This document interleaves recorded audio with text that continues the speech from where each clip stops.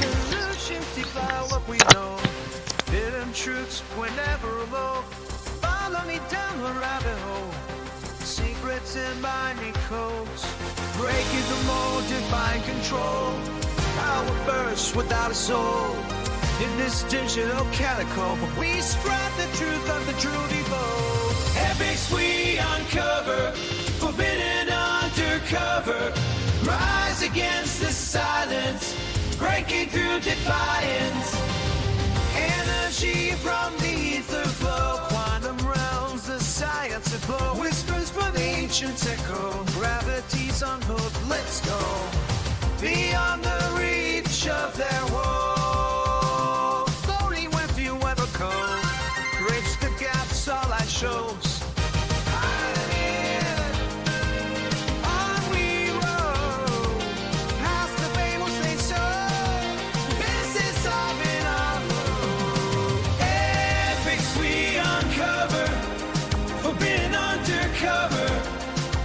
Against the silence, breaking through defiance. Synth waves crashing, hearts collide. Revolution of the mind. Let the codes and truths unwind. Illumination find.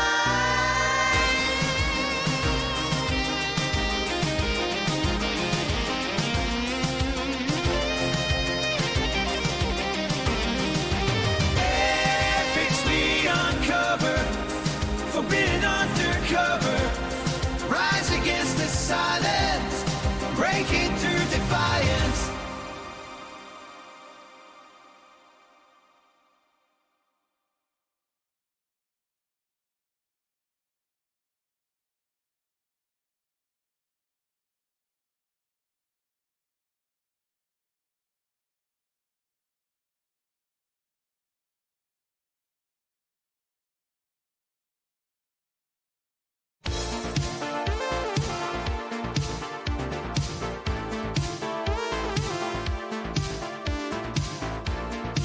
Testing 1 2, testing 1 2, testing 3 4.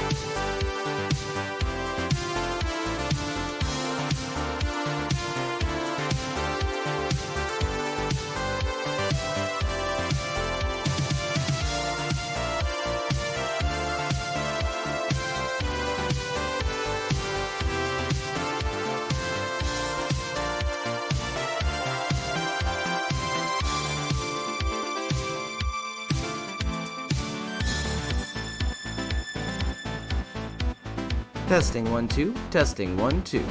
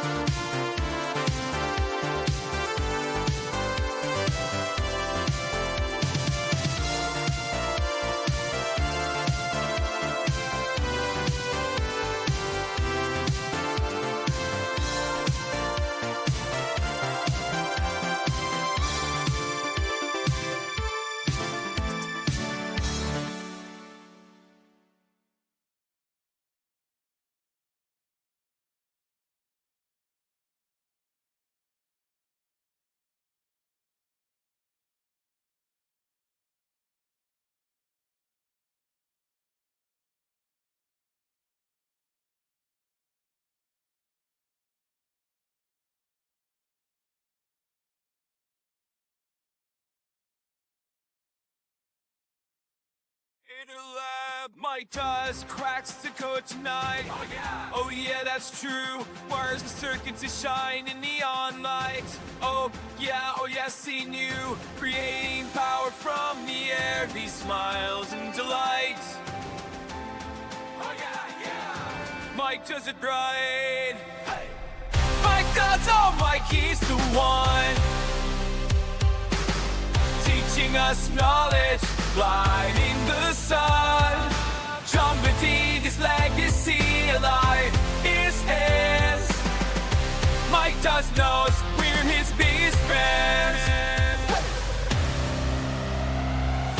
Down in the basement, secrets start to glow. Oh yeah. With Nathan and Lulu in the show. Oh, brilliant team.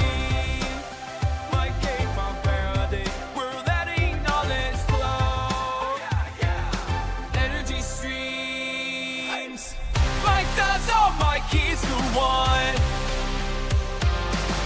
Teaching us knowledge, lighting the sun, trumpeting his legacy alive is his.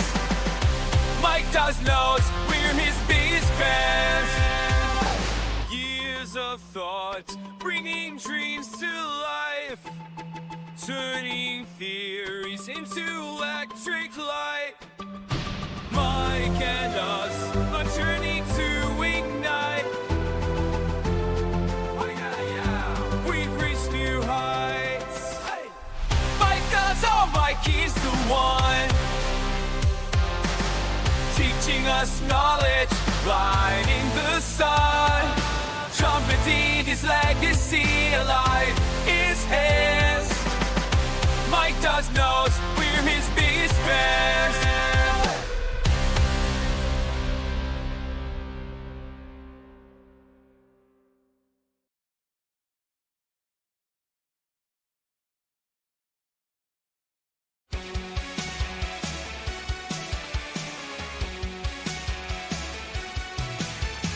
In the depths of hidden files, trapped inside the secret circuits, unraveling through the miles. Oh, truth was masked by golden curtains. In it now, we're shattering the silence. Feel the power. Revelations on the rise.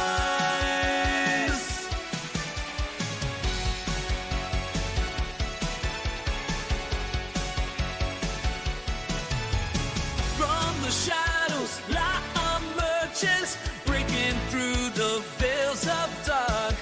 0 points and gravity converge, yeah. Guiding voices, revelation start. Ancient whispers call. They're begging us to open our eyes. We stand tall, defying all their lies.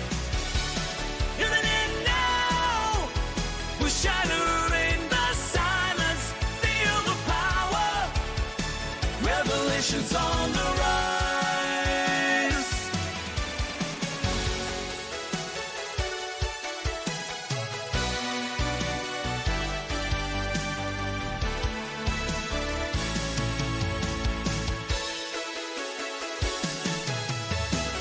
Forbidden knowledge we dare to see, unveiling secrets, setting minds free.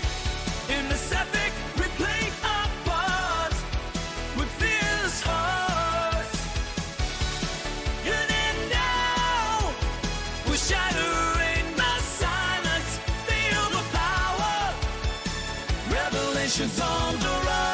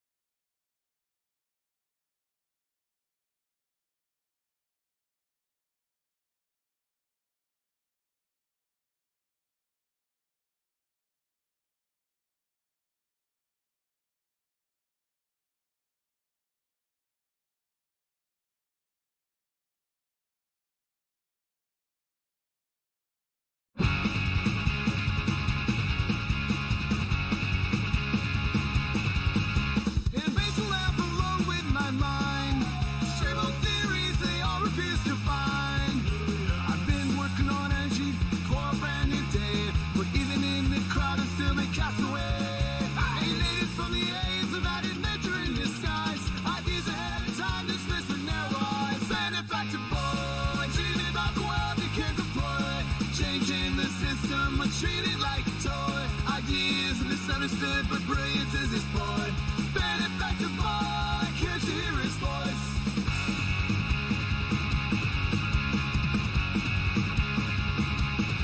Talking about 0 point, the points lost on them. Kevin structures crumbling from the same old Sam. They laugh like I'm crazy, but I see it all so clear. Exploited paper on net, injustice burning ears. Fighting for a change in this wasteland of noise. But they call me foolish, whining shed boys. Benefactor boy, dreaming about the world begin to play. Changing the system, but treated like a toy. Ideas misunderstood, but brains is exploited. Benefactor boy, can't you hear his... All right. Hello, everybody, and welcome back to the Benefactor's Guide to Free Energy Devices. I'm your host, the Benefactor, and today we're diving into a fascinating blend of radiant energy, unconventional battery behavior, and some seriously weird results from my vortex coil experiments. So sit tight, it's going to be a very special episode. We're going to be talking about the Bedini SG motor right behind me. How it works, what it really does to your batteries, and how I may have accidentally discovered a new way to condition batteries myself using nothing but my resonant pulsed waveform and some good old curiosity. Spoiler alert, the Bedini SG motor really does work, and the Mythbusters were absolutely wrong. Stay tuned to find out why, right here on Beneficence TV. Just a friendly reminder before we get too far into this episode. To all our viewers and listeners out there, this show is proudly brought to you by absolutely nobody. No sponsors, no corporate strings, no sketchy brand deals. This podcast is powered by you, the people. So if you like what I do here, smash the subscribe button, grab a bag of likes, and leave a comment if you really want to help fuel the next industrial revolution. Check out my Patreon and YouTube memberships. Your support lets me keep chasing the weird, the wild, and the future. Now back to our regularly scheduled programming.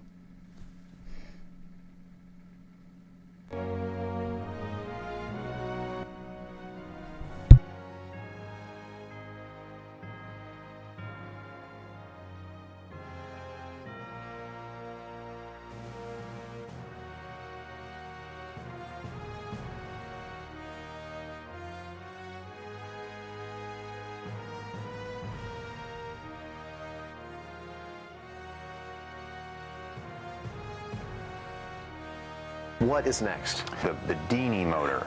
The Bedini motor. You know, the Bedini motor is like the holy grail of the free energy freaks. It couldn't be simpler.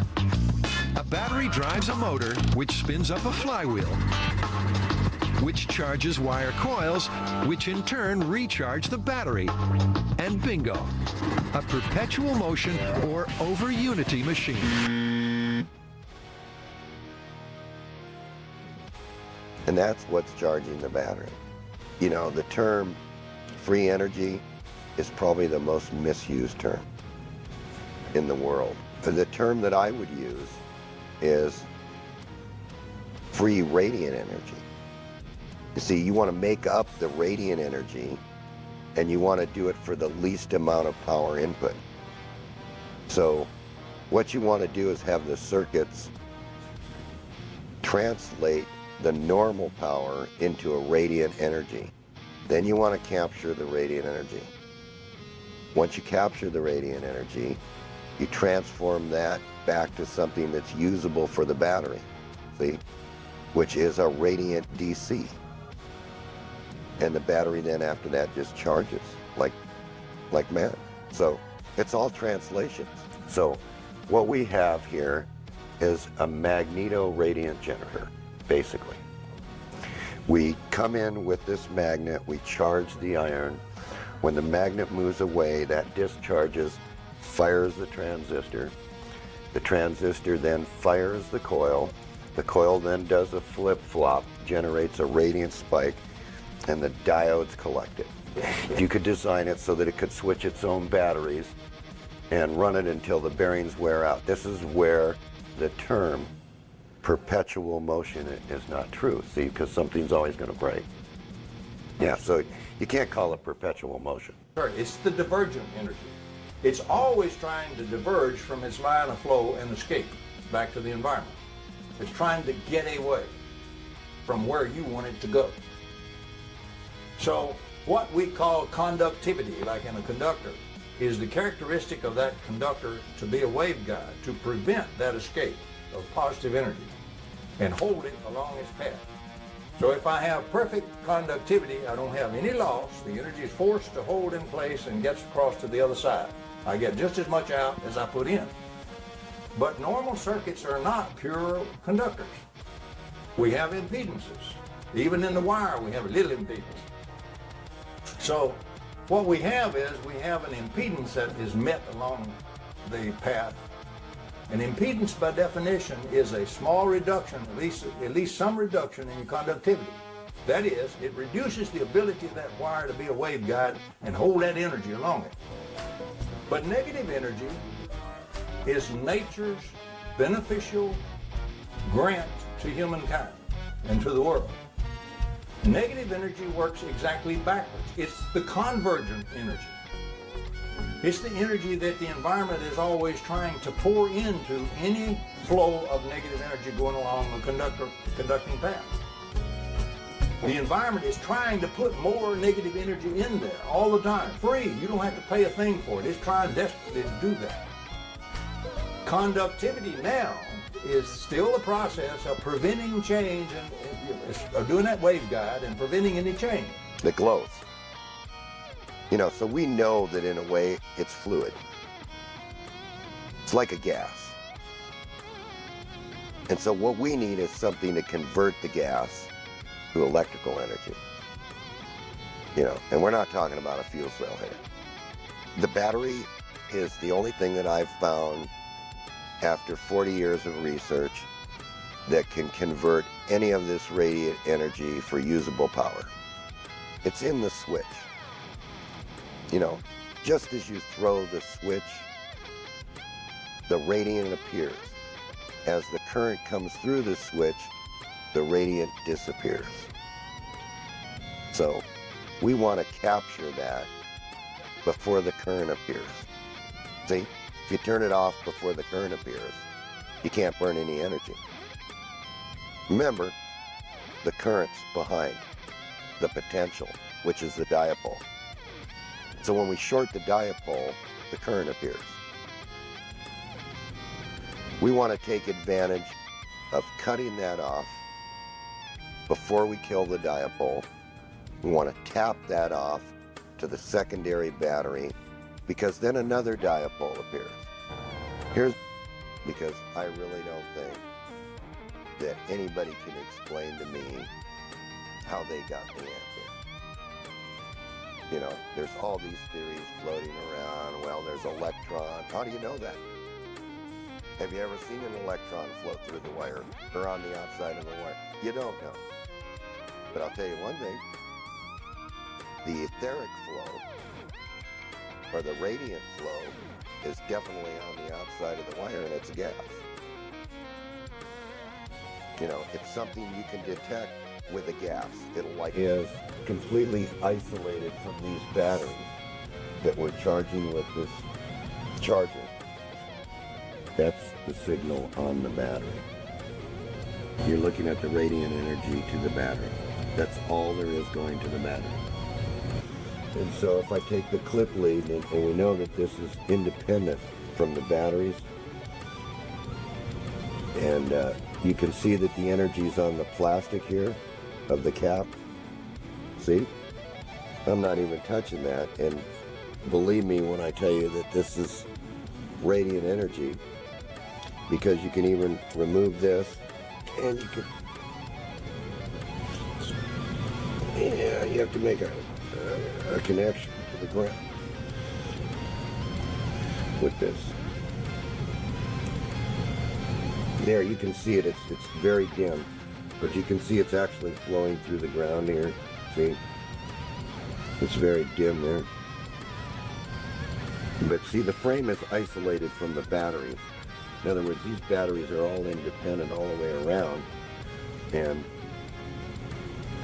we are limiting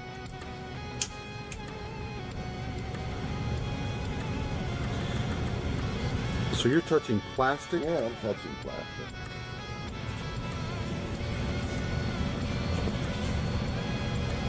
See, and anywhere I go on this plastic, if I go over here, it's here. If I go over here, it's here. If I go over here, it's here. If I go here, it's here. If I go here, it's here. If I go back to this cap, it's here. Okay, so I can go anywhere around this battery and find out where the radiant is, see? Just by going from cap, see, not much there, a little more there, see, that's right on the cap. And if we turn the charger off, Okay, I'll turn it off.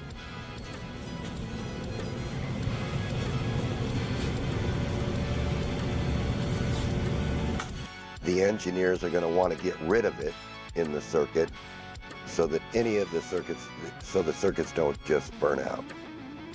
You know, you can see it show up on the scope.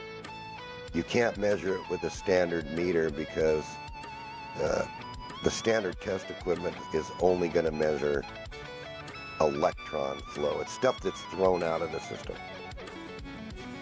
Stuff that's wasted.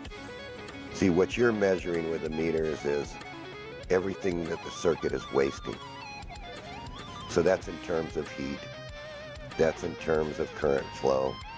That's in terms of everything that looks perfectly normal to you.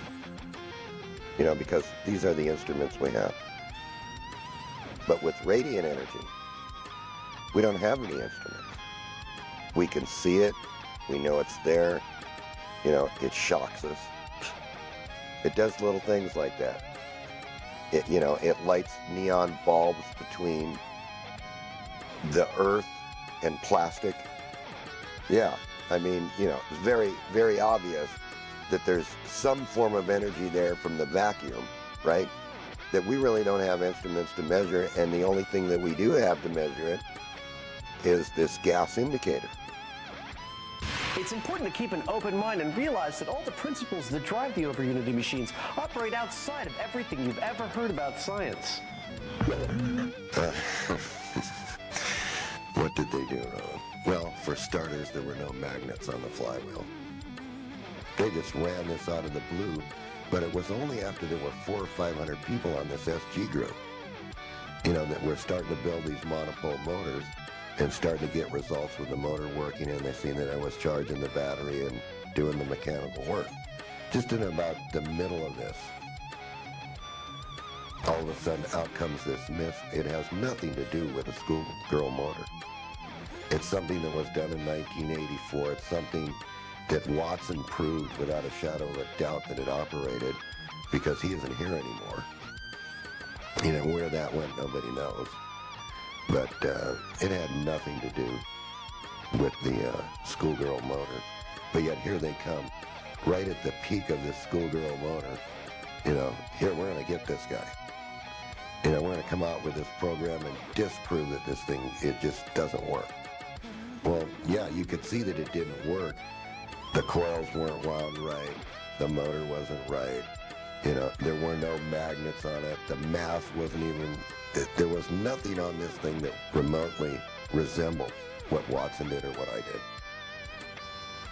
It was just a mismatch. It was a Rube Goldberg machine is what it was. Never did they contact anybody. And they did it on national TV just to discredit the whole thing. That's my opinion of it. You know, and there never was any kind of comment. And you couldn't send them an email, you couldn't do anything. Why don't you do this correct? There was none of that. It was just, we're going to just disprove this and see it doesn't work, folks. Here it is. Of course it didn't work. Didn't even have any magnets on it. And the most unique thing about the Mythbusters is they had some MIT professor standing there that knew better. You know, that knew that this thing wasn't going to generate anything because he left out the magnets. You know, there was nothing to go by the coils, nothing, no energy to be generated, just a waste of energy.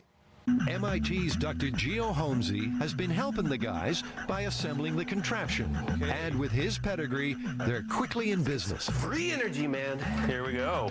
Activate the modulator. Modulator activated. A modulator switches the motor on and off, so preserving power while the flywheel keeps on spinning. In theory, replenishing the battery. Okay, it's spinning up. I can hear it getting slower.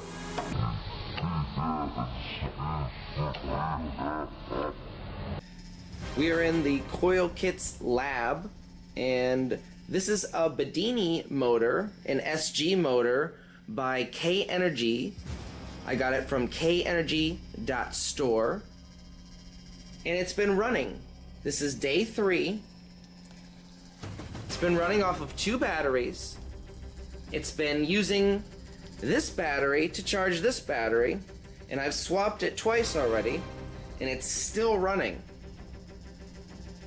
Mythbusters has officially been busted on this.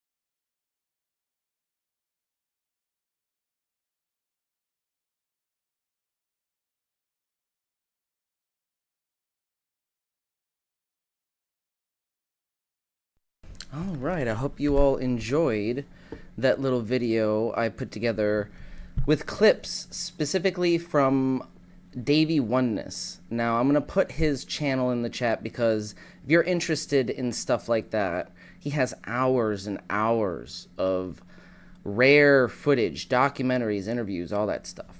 So let's talk about the Bedini SSG. Okay? SSG stands for Simplified Schoolgirl Circuit. But don't let the name fool you. It's a brilliant little motor circuit that takes a spinning wheel, a coil, a transistor, and a magnet setup to create high voltage pulses from a collapsing magnetic field.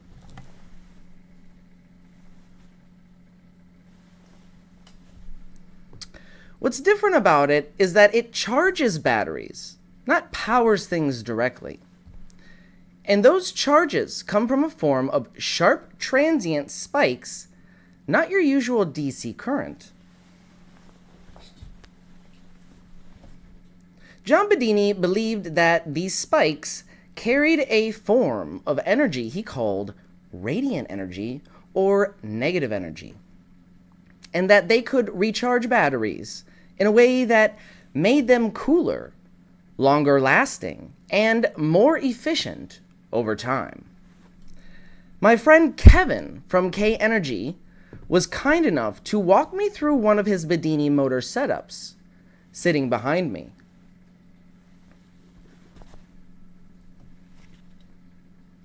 And I will show you a quick demonstration of the motor after this lecture. Let me adjust the camera real quick. What's going on, Elias? How you doing, everybody? What's going on, Mike?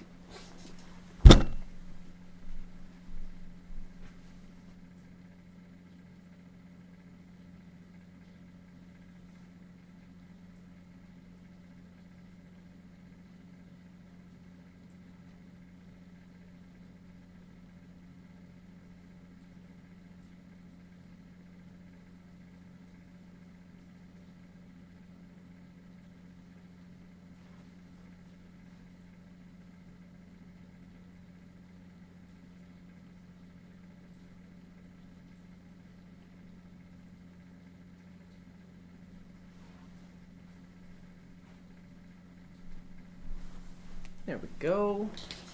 Much better.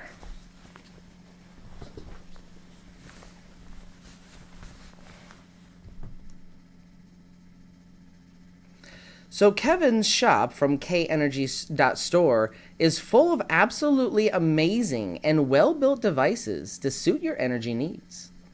I was able to test his Bedini SG motor, and it works perfectly right out the box. So we're going to clarify some terms that Bedini used before we start our lecture. Back EMF is the counter voltage created by a collapsing magnetic field. It resists positive current, just like any inductive circuit. A radiant spike, according to Bedini, is something distinct, a momentary pulse of energy that doesn't behave like normal electricity. It appears faster, it has unusual charging properties, like charging batteries without heating them. It is often observed off the collector coil or from a sharp flyback path.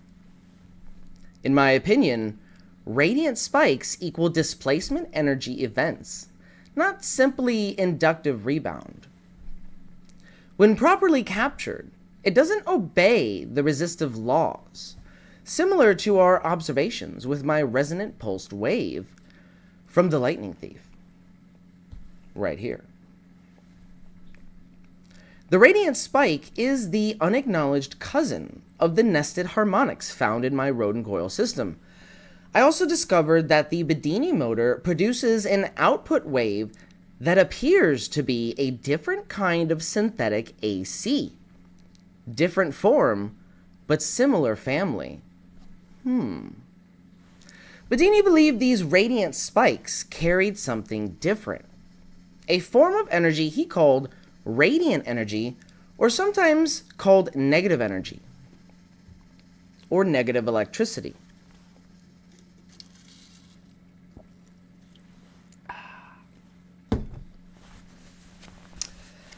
Not heat, not chemical, but a kind of pulse outside the normal laws of conventional electronics. These spikes would charge batteries cooler, faster, and condition them over time to hold more energy and rest at higher voltages, not just chemically, but maybe even electrostatically, storing energy in the field between the plates. It looks like a weird fan motor with some kind of magnetic arrangement and a coil, or multiple coils. But here's the real magic of the Bedini SG. It can take one battery and use it to charge another battery using very little power when conditioned properly. Then you flip the batteries and do it again, and again, and again, as many times as you want until the parts wear out. That's where the idea of free energy and perpetual motion actually starts to creep in, not because energy is coming from nowhere, but because something else is being captured, something outside the standard rules of battery-to-battery transfer, something that keeps running until its hypothetical parts wear out. And I've got one running in my lab, and it's now been running for over 50 hours. I've cycled the battery 3 times already, and not had to recharge either one of them from the grid. I've even charged the little battery I have in between those cycles, and I didn't have to use the grid at all. Theoretically, if the system is functioning as intended, this process could keep going until something in the motor wears down, effectively giving me a fan that never needs to recharge because it recharges itself. Pretty cool. Pretty cool. So here's the layman breakdown of the Bedini SG. One battery powers a coil. As the magnets on the wheel spins past the coil, it triggers a pulse. That pulse does 2 things. It pushes the magnet to keep the wheel spinning, which is the motor action, the action that drives the fan, which is actually a pretty decent desk fan.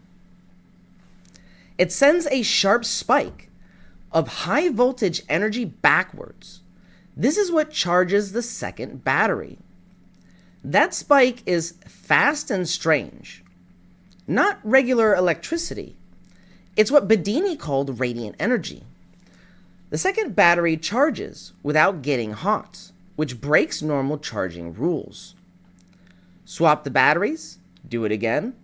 You can loop this process and recover far more power than seems possible with conventional theory. It's not about getting more out than you put in, it's about capturing energy that would normally vanish into heat or resistance. So why do people call it free energy? Well, if you're getting useful energy and your source battery barely drains like we are now, it looks like free energy on the face of it. But what's really happening here is that you're tapping into back EMF and converting it into a usable form. I call it back EMF capture and energy recycling. And far more importantly, you're catching the radiant spike, a hidden energy form that isn't even part of the classical DC theory taught in school. So here's where we get to the good stuff.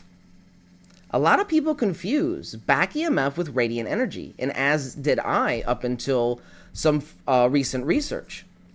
But Bedini made it clear, they're not the same. Back EMF is the voltage spike, the potential spike from a collapsing magnetic field, yes. But radiant energy is a specific quality of that spike, a non-thermal, high-voltage pulse that seems to exist in a different mode of transfer. In other words, radiant energy represents one part of the whole back EMF process. Now, Bedini was clear. It's not perpetual motion that's going on here. And it's not magic either. It's just a better understanding of how nature actually moves energy, in pulses, in spikes, and in waves. And with the scope tech I have today, we're finally seeing the true shape of those pulses. And that's where my rodent coil system comes in, and things get really interesting. Back in the energy from the vacuum days, Bedini's scope couldn't pick up what we're seeing now. It just couldn't zoom out far enough to catch what I'm seeing on my 100 megahertz scope. I'm picking up on the macro scale patterns that look almost like synthetic AC. Not perfect like my resonant pulsed waveform, but distorted versions of a full sine wave, hiding in that radiant spike timing.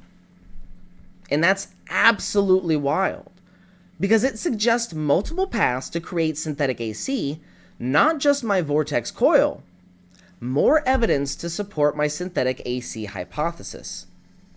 It might explain why Bedini didn't catch it. His scope in the 90s didn't have the zoom range or resolution to show wave symmetry like this. It also means we might be seeing a deeper universal pattern, a way energy behaves when it's outside the resistance-dominated mode of operation. This isn't a trick with magnets or batteries anymore. This is energy architecture. And I believe the Rodin and Bedini systems might be tapping different parts of the same geometry. Bedini might have accidentally made synthetic AC with his schoolgirl circuit, but just might not have been able to see it at the time. I think we're witnessing the same archetype of waveform, but I'm tuning it instead of catching it by accident like Bedini is, making it a far more efficient use of the radiant energy.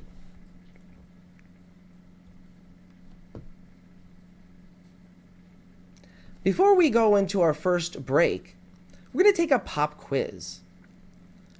So I want you guys to think about this. What is the typical full charge voltage for a standard 12-volt battery under conventional charging? Is it A, 12 volts, B, 12.6 volts, C, 13.2 volts, or D, 14.4 volts? Stick around. We'll answer right after the break.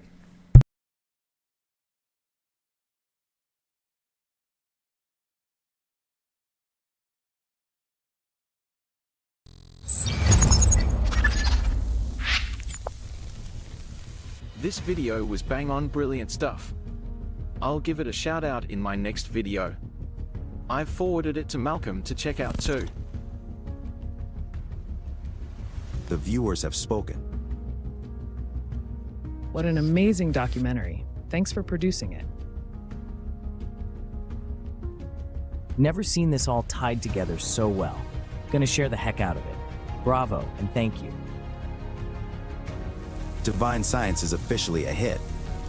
Amazing stuff, very nicely presented. New sub who can't consume your content quick enough. Great video, dude. Keep at it. You are doing the good work. You did a great job putting this all together. It's a great overview, goes into amazing depth at times, so it's interesting for the larger swath of people. Well played, sir. Okay, so I didn't sleep last night because I watched this 3 times and binged the rest of the channel. You have fantastic instincts for piecing concepts together. Almost every section was something I was already familiar with in a different context, and this documentary was the thread connecting them all. Join us on a journey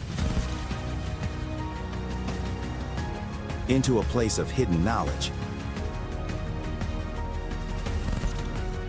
A place where science is stranger than fiction.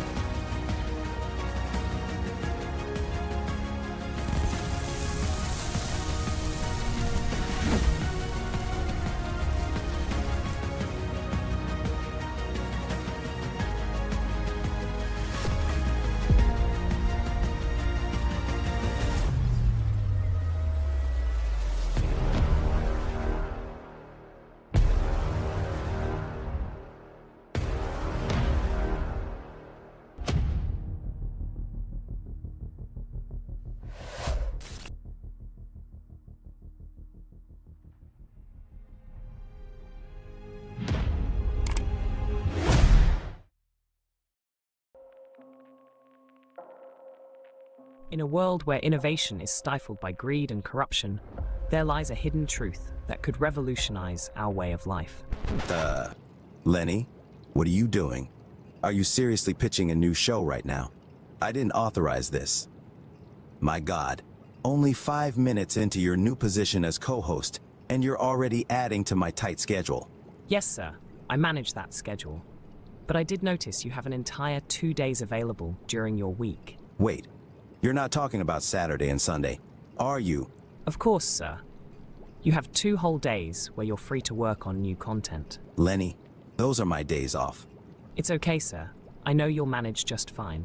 I have faith in you. Do robots have faith? I do. I have faith that you won't screw it up again. You know what? It's fine. Go ahead. I'll just build my cold fusion Lego set some other time. It's PON certified. But I'm not telling them about my idea for a thunderstorm toilet. I'm gonna keep that baby close to my chest. You know, that just sounds wrong. It's a good idea. A toilet capable of turning any toxic human waste into, well, it turns into petroleum jelly. Why petroleum jelly, sir? You know what? I'm not sure. I don't think it's calibrated correctly. Enough is enough. The world is at a breaking point. Catastrophic climate change, biosphere collapse, and a global energy crisis have been met with apathy, denial, and despair. The phrase unidentified flying object is a deliberately obfuscating term. What it really is an alternative energy and propulsion device. This is the real reason for the secrecy. These technologies, if they were disclosed, would end fossil fuels, pollution, and poverty overnight, and usher in a new era of abundance, freedom, and peace. Instead, they have been kept secret for over 100 years. The more powerful the agency, the more powerful the group, the more powerful the cartel, the more they will resort not only to legal means, but to extra legal means to suppress their competition. I said pretty early on, the problem is suppression. It wasn't really how do I make a free energy machine. It's how do I not get suppressed? Because what's the point? Microscopic ball lightnings that when they discharge are tapping into that 0-point energy field and creating the motive force. Boom! That's why the concussion from the thunderclap is so huge. There's this huge amount of energy that's actually sourced from the vacuum energy. All the dots connected. This is what's happening, right? So we need to make the thunderclap engine. Imagine a future where clean, sustainable energy is not just a dream, but a reality. Discover the countless untold stories of free energy devices and the relentless battle against those who seek to suppress them for their own gain. Black shelving. So someone comes along, they offer you $20 million for your device, it's a corporation, they put it on a shelf. Boom. This power is something I have given my life for you the people. Uncover the shocking tactics used by energy industries to control the narrative and maintain their grip on power. You don't interfere with the big, powerful people. You don't put them out of business. They still have those 50-year leases on the lines and all the power transformers. The Environmental Protection Agency is a bit of a dictatorial police agency. A shadowy government with its own Air Force, its own Navy, its own fundraising mechanism, and the ability to pursue its own ideas of the national interest, free from all checks and balances, and free from the law itself. This is real, usable power. It's stable. It is not transient. It is not noise. Behind the lamps, that little box is putting out all of that power, well over 500 watts, and yet it is receiving less than 1/3 of a milliwatt of input power. The rest of that power is coming out of the surging energy of the vacuum. And this little box that you see right here, solid state, no moving parts, is the vacuum triode that's doing this very practical and historical work. But indeed, it put out more energy than it took in. He was shot at once with a silenced rifle from about 300 yards. It reads like a James Bond movie, but it's real. There are men here that said they're FBI, and they got black vans, and they're taking all this equipment. What should I do? It's called capture, where they try to rationalize away this problem and everything's fine. From manipulation of patent authorities to infiltration of government agencies, the truth is stranger than fiction. But amidst the darkness, a glimmer of hope emerges in the form of renegade scientists and inventors who refuse to be silenced.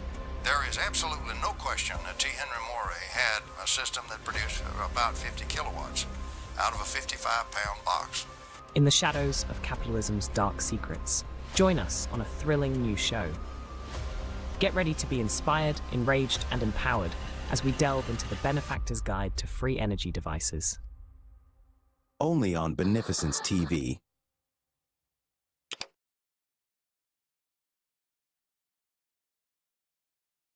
Have you heard about this Benefactor guy? This dude is talking about free energy, but here's the twist. He says it's not free energy. He's calling it energy recycling, which first off is kind of genius, right? Because when you say free energy, people immediately throw you in the crazy bin. But energy recycling, that sounds like some next level Tesla shit. Yeah, man, it's all about the branding. But what is it that he's actually doing? All right, check this out. He posted this. Free energy isn't actually free. This is a misnomer. It's actually a mutual exchange from the vacuum, a field of energy from which everything arises, the same energy that powers an atom. Like what?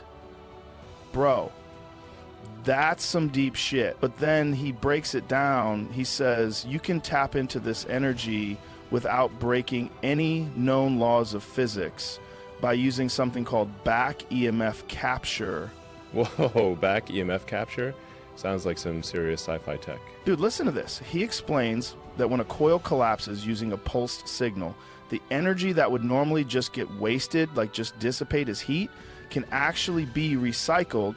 He says nature gives you back energy to stabilize the system, which makes sense if you think about how nature works. Like everything in nature is always trying to find balance, right? So equilibrium, is that like how water always levels out or something? I'm trying to remember what Ms. Murphy said to me in 6th grade science all those years ago. What was that? Oh yeah, Elon, stop eating that glue and pay attention. Man, if only I had listened, I'd probably be the one inventing energy recycling instead of just talking about it. Exactly. So he's saying that by intentionally destabilizing the system, collapsing the field, you actually get energy back as a kind of natural response. And here's where it gets wild. He compares it to pushing a swing. If you push at the right moment, you don't need to use a lot of energy and the swing gains momentum. But instead of a swing, he's using resonance to harness that extra energy without it becoming destructive. He says most traditional systems are like a surfer fighting against the current, while his method is like riding the wave to shore. Dude, that's crazy. So he's basically saying the energy is already there. I just suck at using it efficiently? That's what it sounds like. He's basically saying the way we harness energy now is like trying to swim against the tide. And if we used resonance instead, we'd be tapping into energy that's already there, just waiting to be used. I don't know, man. Either this guy is onto something or he's the most poetic bullshitter of all time. Well, if he's legit, why isn't he all over the news? I haven't heard anything from him on X, formerly Twitter. He hasn't said anything bad about me on X. So, you know, I didn't ban him or anything. Look, I'm not the monster my therapist says I am. I mean, sure, I've spent millions of dollars training to beat a kangaroo in a fist fight, but that doesn't mean I'm dangerous. It just means I get shit done. That's the real question, man. But here's the craziest part. I looked into him, and he's not selling anything. He open sources all of it. That's the real question, man. Either the system doesn't want to hear it, or we're about to find out if this guy disappears in the middle of the night. Dude, that's crazy. He's absolutely crazy. That means if he's telling the truth, anybody could build this in their garage. You know what I say? Go fuck yourself, Benefactor. Nope, no patents, no paywalls, just straight up, here, take it, see for yourself. Like, what kind of madman does that? Usually people either try to cash in or they get shut down before they can say a word. But this guy, he's out there on live streams showing people exactly how to replicate it. I mean, if you want to try to take on my Tesla tech, how dare you put out better technology that is cheaper and safer? Go fuck yourself. That's the thing, man. If it's real and people start building it, that's a game changer. We're talking about completely shifting how we think about energy. But also, if it's real, you got to wonder how long before somebody tries to stop him. Or maybe we can think of it like how long before his Tesla mysteriously malfunctions. Exactly. You ever notice how every time someone gets too close to this kind of stuff, they either disappear, get discredited, or somehow have a tragic accident? But this guy's going full transparency mode. He's putting it all out there where everyone can see it. Maybe that's his strategy. If enough people know, it can't just get buried. Holy shit, this might be one of those moments, you know, like we look back and say that was the start of something huge.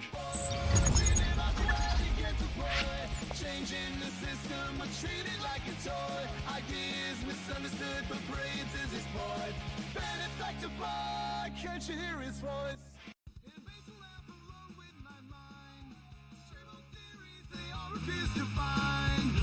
I've been working on energy for a brand new day, but even in the crowd I'm still a castaway.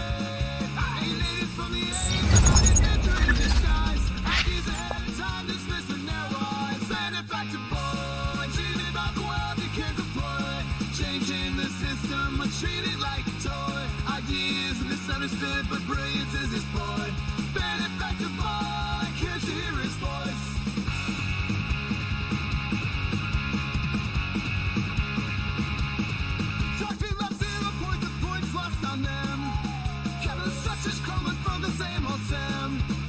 They laugh like I'm crazy, but I see it all so clear. Exploited paper, unheard injustice, burning ears. Fighting for a change in this wasteland of noise. But they call me foolish, wanting shed boys. Benefactor boy, dreaming about the world he can't deploy. Changing the system, but treated like a toy. Ideas misunderstood, but brains is his boy. Benefactor boy, can't you hear his voice?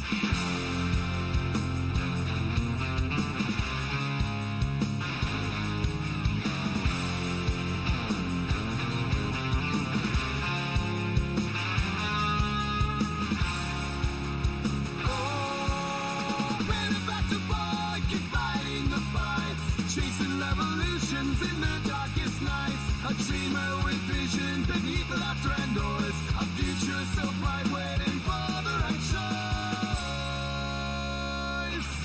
Benefactor boy, dreaming about the world he can't deploy, changing the system, but treated like a toy. Ideas misunderstood.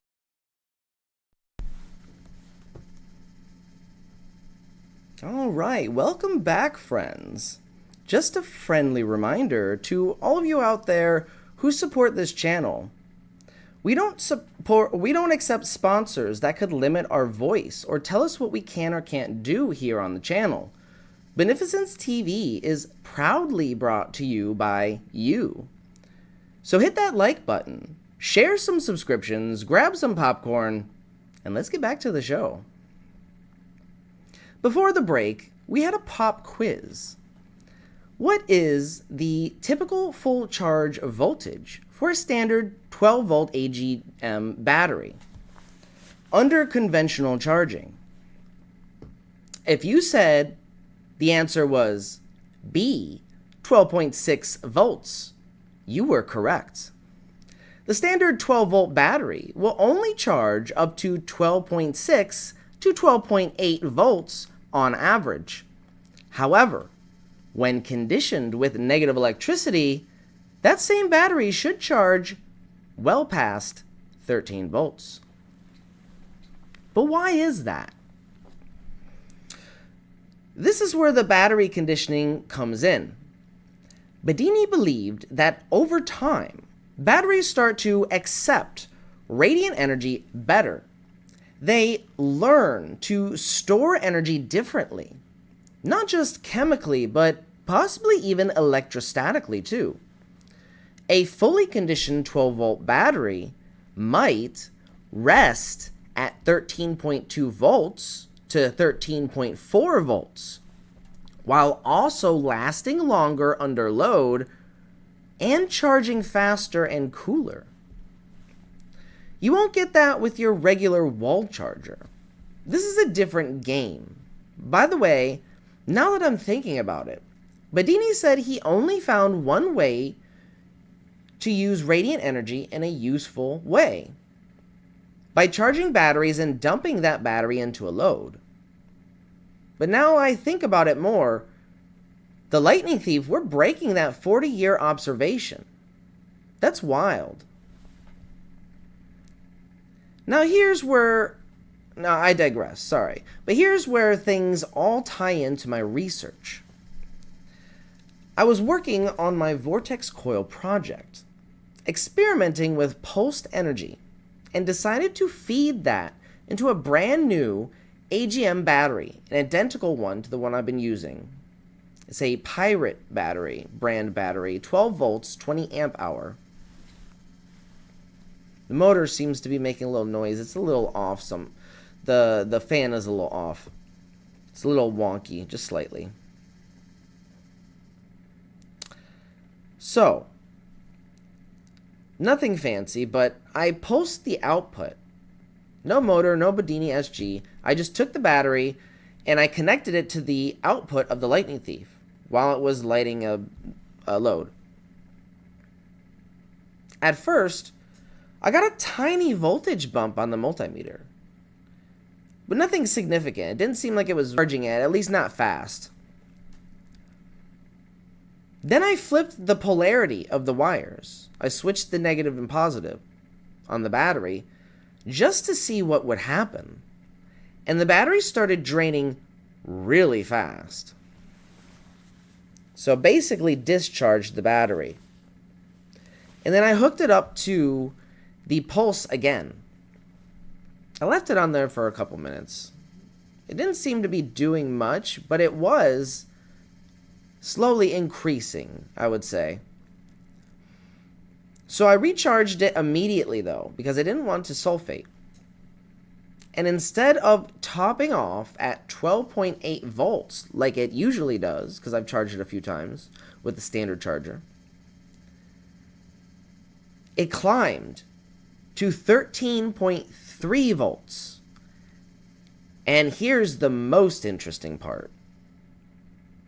It stabilized overnight and stayed at 13.3 volts. That's when I realized I might have stumbled upon my own method of conditioning a battery without even building a full Bedini rig. So further testing will confirm or, deny what's going on. Hopefully it'll confirm it because it is a similar pulsed waveform. So I have a feeling it is. But what's really going on here? Well, there are 3 theories that I have. The battery plates may be polarized differently by the sharp pulses of these resonant waves. There could be electrostatic or dielectric energy stored between the plates. We might be exciting ions in a way that preps the battery for more efficient storage. And again, Bedini called this radiant energy. And while science hasn't officially signed off on it, experimenters around the world keep reporting the same behavior. It's like we're not just charging batteries, we're activating a new mode for them. So what's next? Well, I'm going to keep testing this. Repeat the polarity trick, run more pulses, maybe even pair it with the Bedini SG circuit just to compare everything. I'm also looking at how my vortex coil might be a key part in creating these energy effects. Maybe even tuning the frequency or waveform to be more efficient.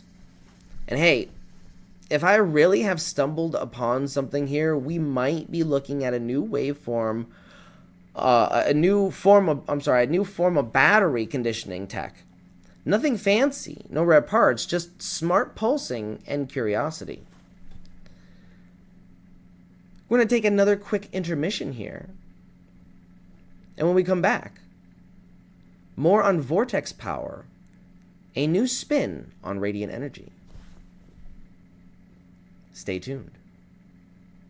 Have you heard about this Benefactor guy? This dude is talking about free energy, but here's the twist. This he video says it's was not bang free on energy. brilliant He's stuff. calling it energy recycling, I'll give it a which, shout out in first my off, next is kind of video. genius, right? Because when you say free energy, people immediately throw you in the crazy bin. But energy recycling, that sounds like some next level Tesla shit. Yeah, man, it's all about the branding. But what is it that he's actually doing? All right, check this out. He posted this. Free energy isn't actually free. This is a misnomer. It's actually a mutual exchange from the vacuum, a field of energy from which everything arises, the same energy that powers an atom.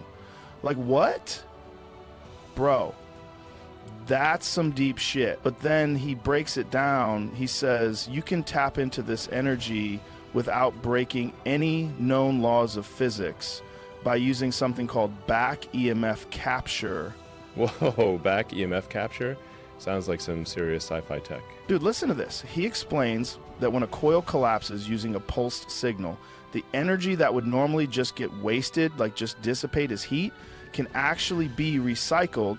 He says nature gives you back energy to stabilize the system, which makes sense if you think about how nature works. Like everything in nature is always trying to find balance, right? So equilibrium, is that like how water always levels out or something? I'm trying to remember what Ms. Murphy said to me in 6th grade science all those years ago. What was that? Oh yeah, Elon, stop eating that glue and pay attention. Man, if only I had listened, I'd probably be the one inventing energy recycling instead of just talking about it. Exactly. So he's saying that by intentionally destabilizing the system, collapsing the field, you actually get energy back as a kind of natural response. And here's where it gets wild. He compares it to Pushing a swing, if you push at the right moment, you don't need to use a lot of energy and the swing gains momentum. But instead of a swing, he's using resonance to harness that extra energy without it becoming destructive. He says most traditional systems are like a surfer fighting against the current, while his method is like riding the wave to shore. Dude, that's crazy. So he's basically saying the energy is already there. I just suck at using it efficiently? That's what it sounds like. He's basically saying the way we harness energy now is like trying to swim against the tide. And if we used resonance instead, we'd be tapping into energy that's already there, just waiting to be used. I don't know, man. Either this guy is onto something or he's the most poetic bullshitter of all time. Well, if he's legit, why isn't he all over the news? I haven't heard anything from him on X, formerly Twitter. He hasn't said anything bad about me on X. So, you know, I didn't ban him or anything. Look, I'm not the monster my therapist says I am. I mean, sure, I've spent millions of dollars training to beat a kangaroo in a fist fight, but that doesn't mean I'm dangerous. It just means I get shit done. That's the real question, man. But here's the craziest part. I looked into him, and he's not selling anything. He open sources all of it. That's the real question, man. Either the system doesn't want to hear it, or we're about to find out if this guy disappears in the middle of the night. Dude, that's crazy. He's absolutely crazy. That means if he's telling the truth, anybody could build this in their garage. You know what I say?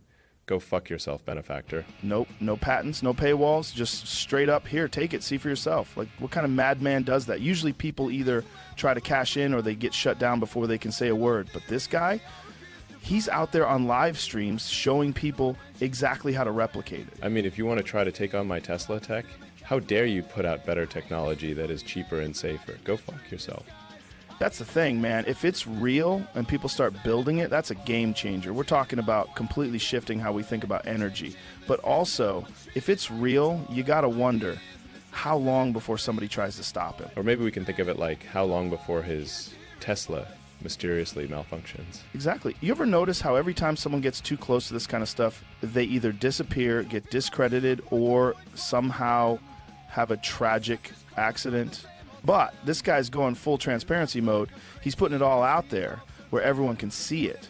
Maybe that's his strategy. If enough people know, it can't just get buried. Holy shit, this might be one of those moments, you know, like we look back and say that was the start of something huge.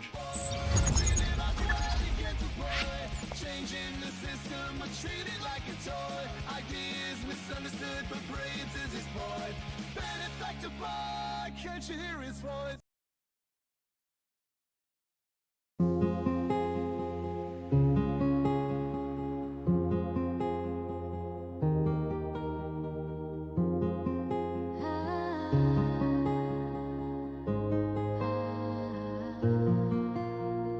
In a lab with dreams ignite, Lulu's mind is taking flight. Bouncing equations, there's a plan she designs, unlocking secrets where the cosmos aligns.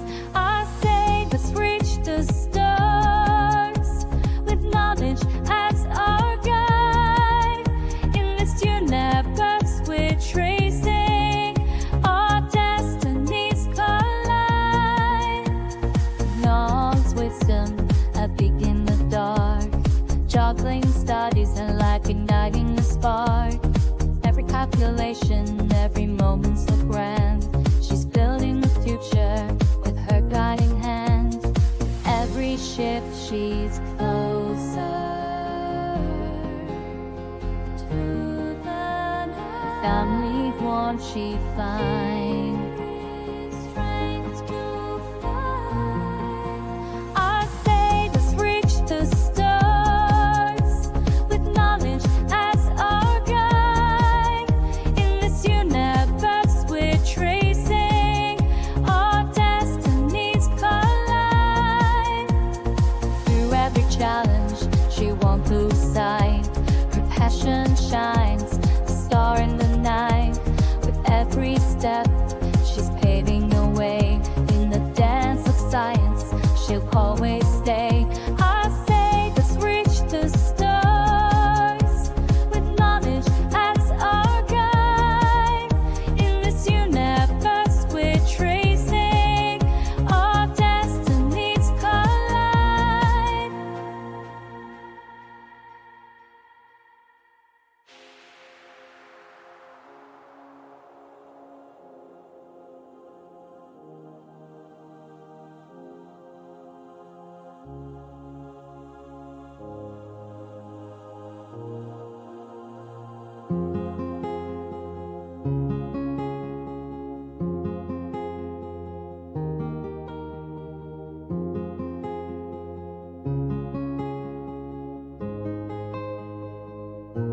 That's right, we're giving away some free memberships, ladies and gentlemen.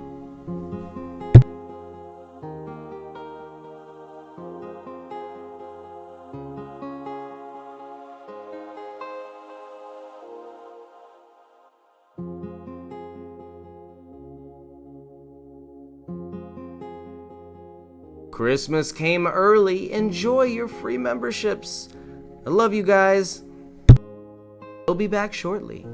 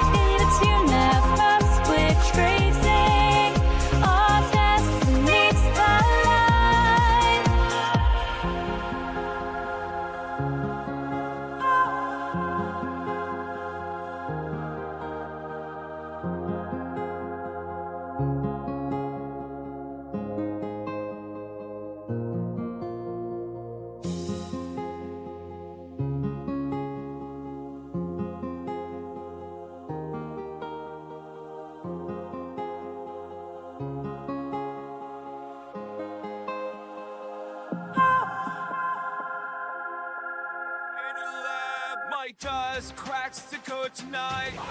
Oh yeah, that's true. Wires and circuits to shine in neon light. Oh yeah, seen you creating power from the air. These smiles and delight. Oh yeah. Mike does it right. Hey. Mike does all Mikey's the one. Teaching us knowledge, blinding the sun. Trumpeting his legacy alive is his. Mike does knows we're his biggest fans.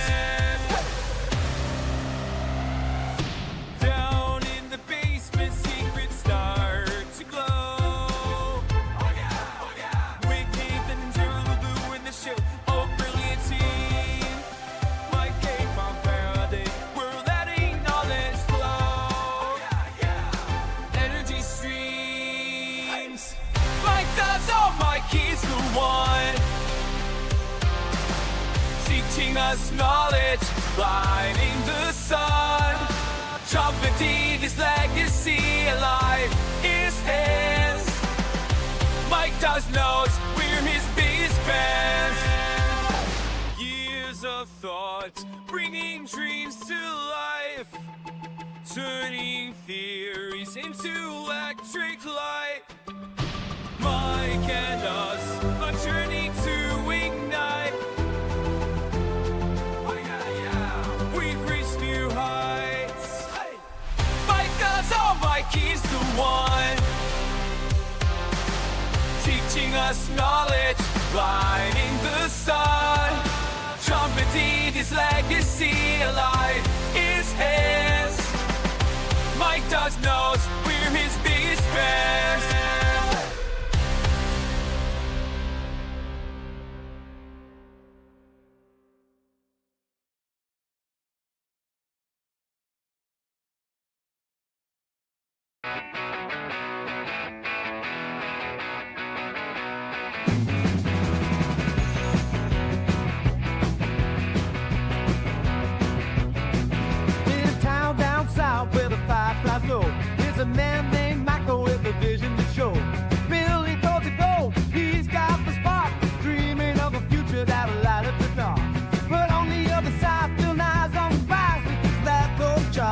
cut down all the lies.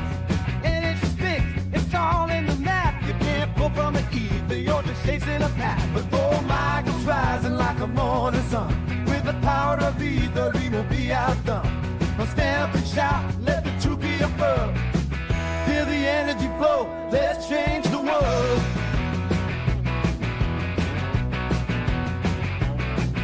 In the heart of the lab, the tension was thick. Skeptics gathered round the table ready to pick. Show proof and let the taste clear. And I find the stream, you're just chasing a spin. But Michael smile wide with fire in his eyes. Just watch as I spin, let the naysayers cry. Girl spin fast and a heart full of fight. I'll show you the power that's hidden inside. Oh, Michael's rising like the morning sun. With the power of ether, he won't be outdone. Well, stand up and shout, let the truth be affirmed. Feel the energy flow, let's change the world.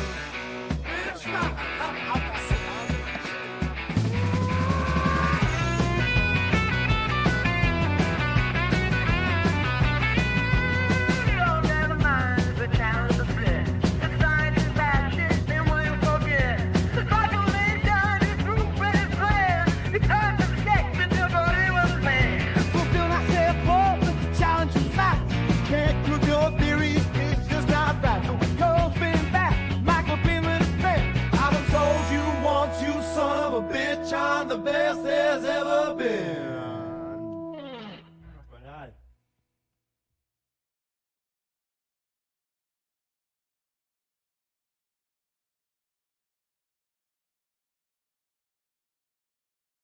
We'll be back in less than 10 minutes, folks.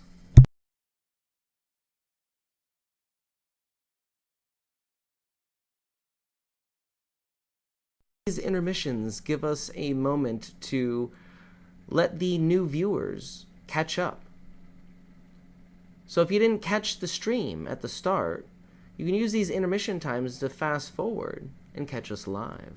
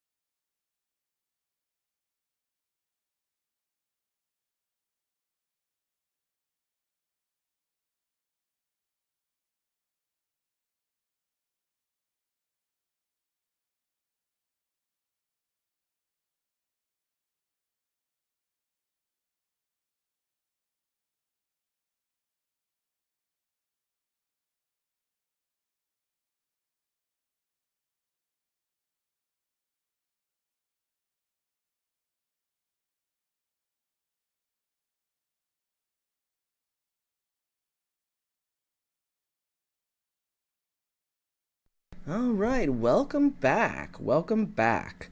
I hope you guys all got a chance to get one of those subscriptions. Just a quick disclaimer, we aren't sponsored by anybody who is going to limit our voice or tell us what we can or can't do. So we're sponsored by you, powered by you, the people. If you really want to support the channel, just hit the like button, share with somebody who would appreciate our content, and leave a comment. Question, comment, concern, whatever. We're going to jump into Chapter 6, which is Vortex Power. A new spin on radiant energy. And this is kind of part 3 to our Vortex Power lecture. So let's talk about the vortex for a minute. Not just the shape, but as a principle of energy flow. At the heart of my research is something Bedini hinted at, but never fully explored. What if the shape of the coil and the path the energy takes through it fundamentally changes how that energy behaves? John Bedini's schoolgirl motor uses a simple solenoid coil. It's a standard wound coil that acts like a magnetic switch. Build up the field, collapse it, and catch the spike. But the spike is linear. It's still constrained to a straight line energy behavior, even though it's producing exotic effects. Enter the rodent coil. A vortex coil doesn't just collapse a field, it folds energy through itself in a spiraling motion. And that motion might just be the key to activating or amplifying radiant energy effects. It is my theory that the vortex coil shape specifically enhances the back EMF that you get from the collapsing field. So what makes the vortex coil different? Well, a few things stand out. The toroidal geometry, for one. The rodent coil wraps in a way that seems to self-cancel inductive resistance, letting field collapse more cleanly and rapidly. Nested harmonics. On my scope, I observed a ton of nested harmonic waves oscillating off. There's just one wave, but it's oscillating off itself a ton of times. You can see it bouncing everywhere. Rather than what I saw in the Bedini motor, which was just a few linear waves that were oscillating. It weren't all over the screen, maybe like 3 or 4. And they were more linear. They're less chaotic. Ironically, when you pull back on that, you get a less perfect sine wave rather than the chaotic zoomed in waveform of the lightning thief. You pull back on that and you get a perfect sine wave. Which brings us to the third thing that stands out, the synthetic AC, the smooth sine wave that we get on the macro scale.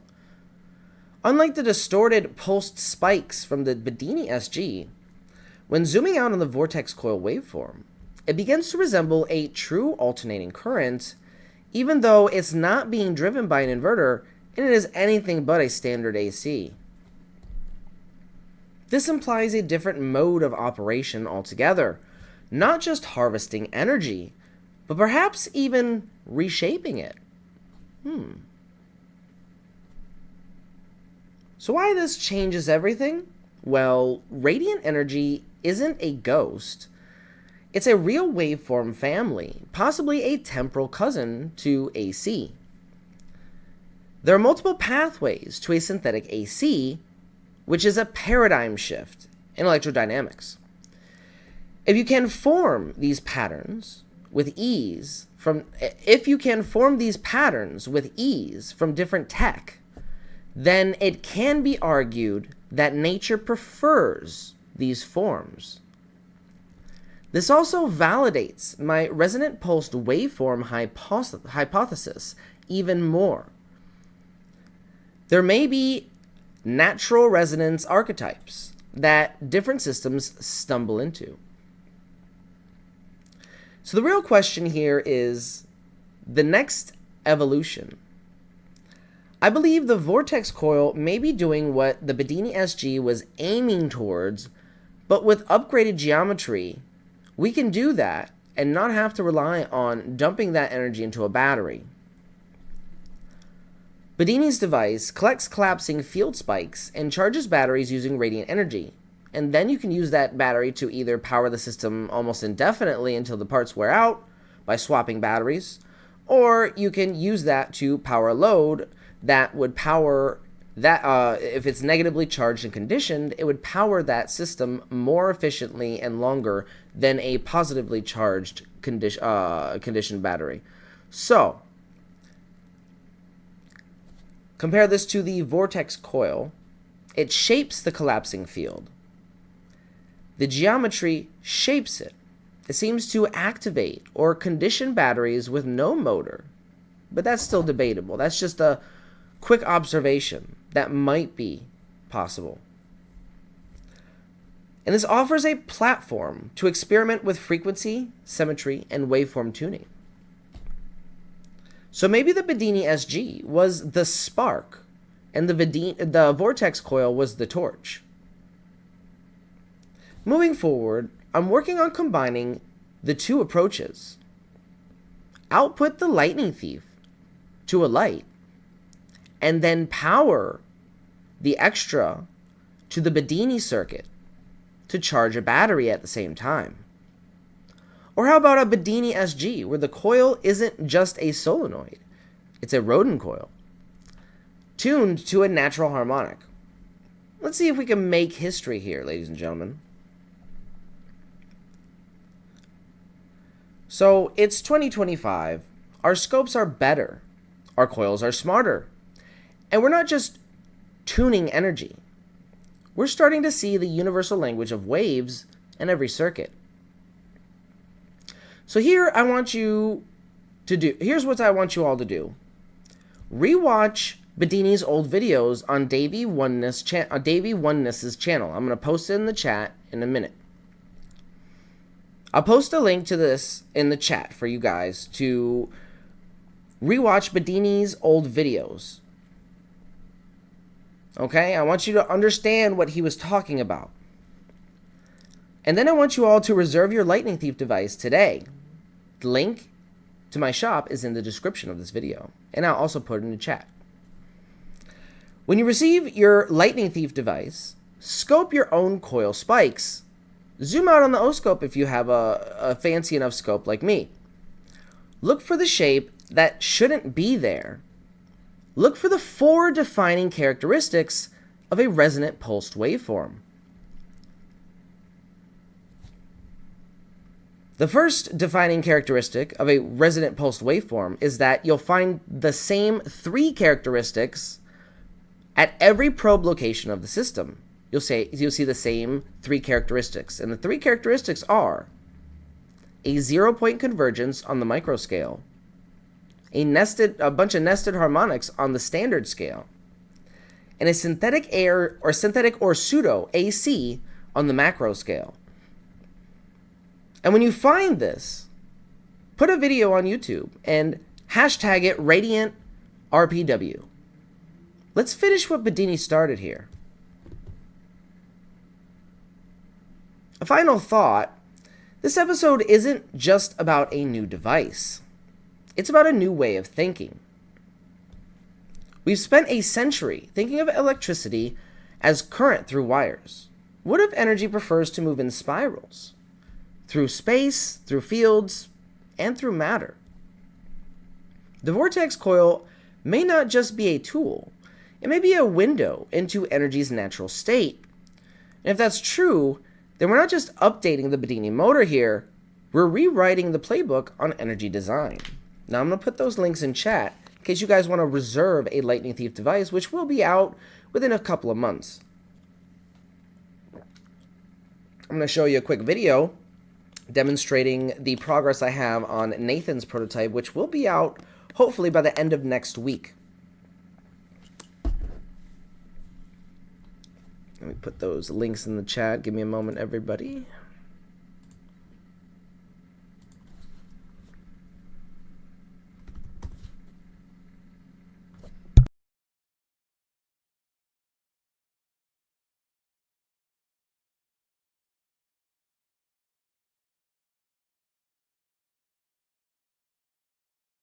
So this is Davey Oneness's channel. I highly suggest you all go over there and subscribe to his channel. He needs more support, and he is like got this amazing archive of extremely rare documentaries and interviews of Tom Bearden and John Bedini and all sorts of fringe science, and there are hours and hours and hours of it.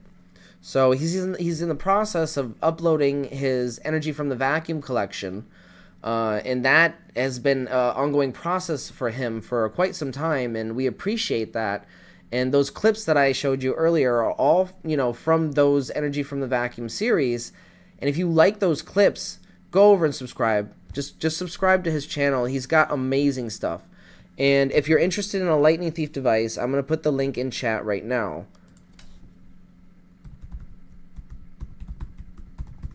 So my main website is beneficencetv.com, and if you click more at the top right corner of the website, scroll down to the bottom of the list, it'll say Coil Kits Lab, and here is the link for that. You can reserve your Lightning Thief device. I suggest you do so now before I decide to cut off the reservations, because there's going to be a point where I'm not going to be able to take that many pre-orders. So those are the two links for everybody. Go over and subscribe to Davey One and reserve your Lightning Thief today. We'll show you a couple videos in a little bit, but before we wrap up here, I wanted to pose a few lingering questions that you guys might have. Regarding the Bedini SG motor, some of you might ask, can I do this with a car battery? Like a big one? Yes, but be careful. Larger batteries can behave differently. Start with small AGMs or gel cell for safety and control. Remember, Bedini said you can put as many trigger batteries on the back end as you want. Do I need a spinning motor for this to work?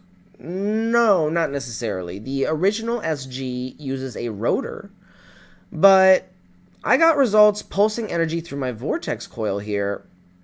It's just the collapse of the field that matters, really, and the direction of the energy flow for the vortex coil. So how do I know if my battery is conditioned? Well, if it starts resting at a higher voltage, stays cool while charging, and lasts longer under load, those are your green flags to look out for. Ooh, one more link I forgot to put in is Kevin's store, K Energy, where you can get one of these Bedini motors and a whole bunch of other stuff. These are really well made. 10 out of 10, ladies and gentlemen. So it's just simply kenergy.store. So that is his website, and you can order one of these Bedini motors for about $300. They work well right off the bat, but I highly suggest you read the instructions or talk to him, or maybe talk to me about some of the safety protocols so you don't break it, basically. So to wrap things up here, it's time to recap. The Bedini SG creates energy pulses that charge batteries differently. Battery conditioning can boost voltage, longevity, and performance. My vortex coil may have triggered the same effect in a totally new way. I observed some kind of synthetic AC on a Bedini output and a Bedini SG motor output using a modern scope, suggesting multiple energy paths might exist for synthetic AC. And now, I've got a battery that holds 13.27 volts stably. No heat overnight. That's not normal, but it is very exciting. Now, these batteries aren't fully conditioned yet. They still have about like 7 or 6 more cycles to go through.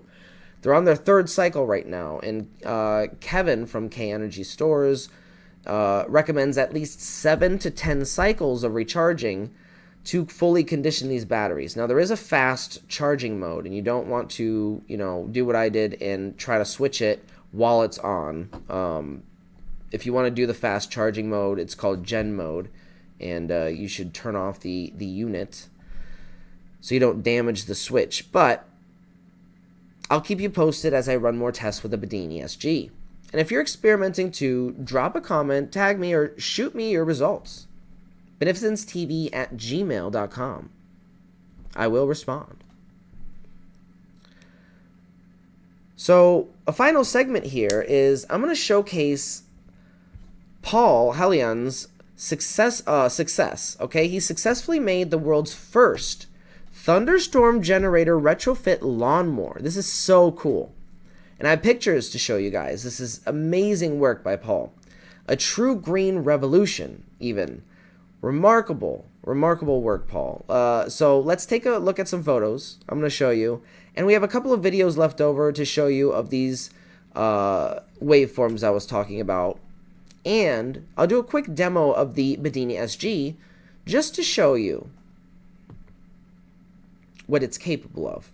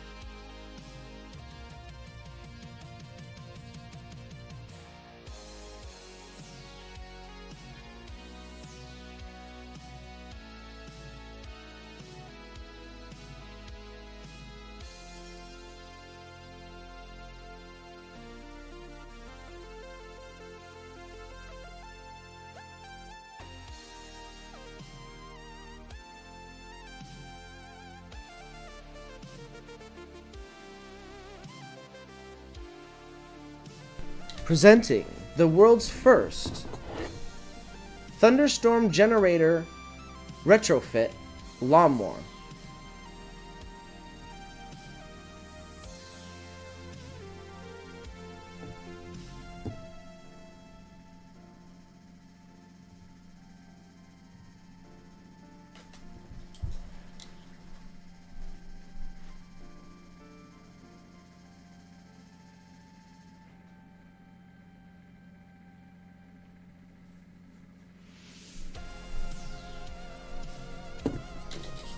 That is absolutely amazing. Let's give it up for Paul. Let's give it a big round of applause. That is amazing work, Paul. Thank you for sharing that with us. So cool. My brother would love this. My brother loves lawnmowers. He would absolutely flip out over this. Alright, so I have a couple of videos to show you guys before we go into our quick Bedini SG demo.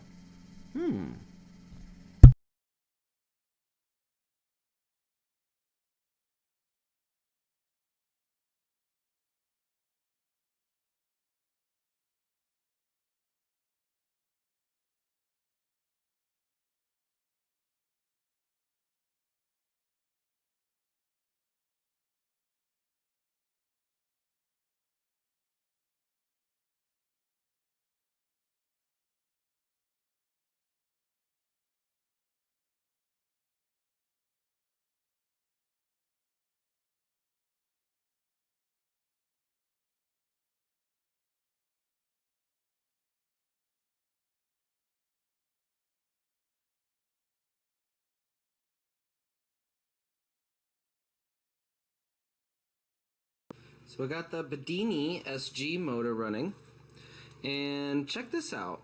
This is on the positive output. This looks like a form of synthetic AC. Look at this. I think Bedini had a form of synthetic AC on his hands, and he just couldn't see it because the equipment he was dealing with was old. Look at this. Watch this.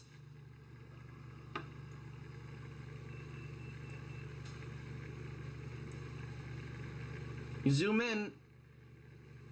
That's not an AC signal. It's not a resonant pulsed waveform like you see in my system, but it does appear to be some form of synthetic AC. Look at that. Not a perfect sine wave like the lightning thief, but this might be an unclassified waveform.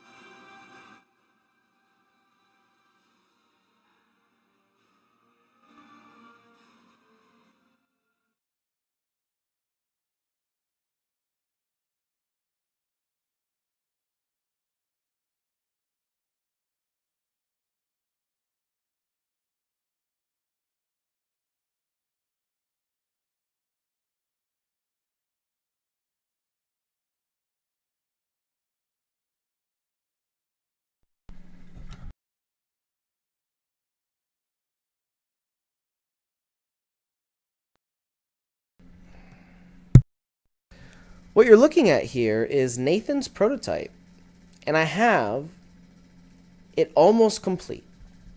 As you see at the bottom, well, I kind of screwed up. I have one messed up hole, but you know, Nathan can plug that with a piece of plastic if he needs to. It's fine. It's ventilation. It's aesthetic.